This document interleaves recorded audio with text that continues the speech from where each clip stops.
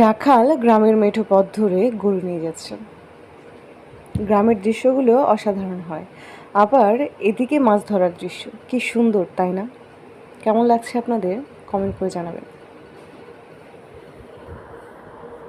গ্রামে আসলে এরকম খালে বিলে মাছ ধরা দেখতে পারবেন।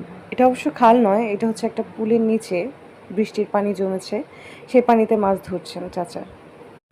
চলুন আমরা চাচার মাছ ধরা দেখি।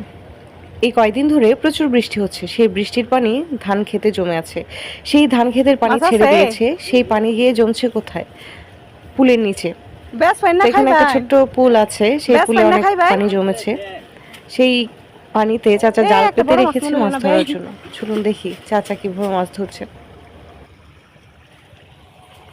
বেসলে বালা মাছ লইলে যেমকা দেই চাচা কি মাছ পায়।